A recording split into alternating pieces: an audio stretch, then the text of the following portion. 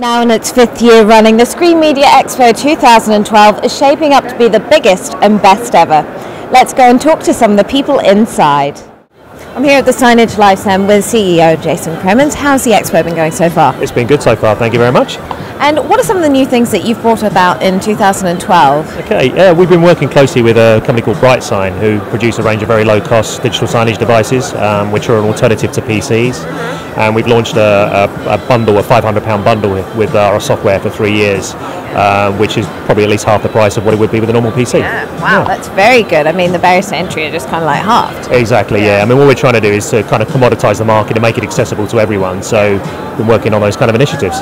And do you think that the uptake is there? Do you think, sort of like the smaller outfits are ready for it? They want to take that next step? Yeah, I think so. I think basically what we're finding now is that you're getting a lot of organisations who want to get into space. They're finding it too technical, and you need to simplify it, make it easy.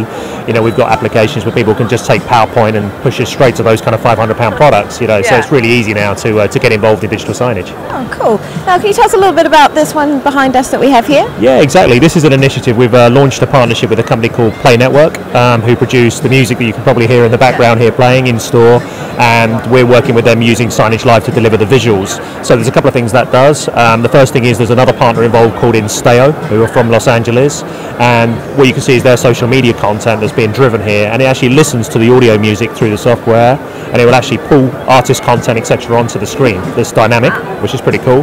And the other thing it actually does is when there's an audio advert, our system knows to play the appropriate visuals for that advert. So if there's a sale now on, it'll flash up the graphics, and then it'll go back to what it's doing. So that's what you're looking at here. It's really cool. So that sort of dynamic feed and that sort of like interactivity, is that the trend, do you think, for 2012? Yeah, definitely. I think what we're finding now is that people are looking not just at digital signage, they're looking at audio, visual, social, mobile, and ultimately you've got to be delivering across all of those channels if you're going to be successful, because frankly people aren't looking at TV anymore in the same way, and you've got to make it engaging in the same way that you use your mobile phone or jump on an iPad or what have you. So. And I guess the point of the matter is, like having a single message is not enough anymore. You have to have a message across the board in every media, because you don't know how people are going to want to consume it. I totally agree. Yeah, I think you can't just treat things individually. I mean, it's like now in store can't just be replicating what's happening on the TV. It's got to be tied into the web campaigns. It's got to be tied into mobile campaigns. Some of the stuff we're doing now with kind of HTML5 technology, allows you to kind of see content on the screen, zap it with a QR code, and take it away with you. So whether that be a flight board or offer or what have you, you can kind of take it away and look at it on your mobile phone in the same way you would do exactly the same as you'd see on a normal screen. So. And do you think that smartphone technology, the way that we've, it's still about 60 or 70%, but do you think that has helped the user uptake? Yeah, I think so. I think what it's actually done basically is to, I suppose, create a concrete connection between screen and mobile, whereas before people were kind of thinking, well, where does the screen sit? It wasn't really part of kind of a core architecture. It'd be like if a retailer was rolling out a solution, it would be after they designed the store.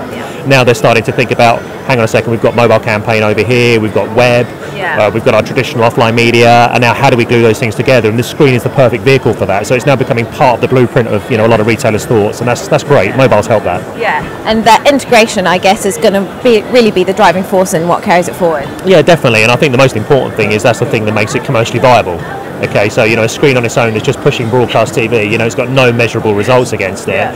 Whereas if you can actually see how many people have interacted with the screen, whether it be through touch or RFID or a QR code, then you've got some way of measuring how successful it's been, and hopefully that drives uptake. Yeah, fantastic. And wherever there's a return on investment, it's only going to grow. Exactly. Yeah, it's good for all of us. Yeah, cool. Thanks so much for having a chat to us, Jason. Thank you.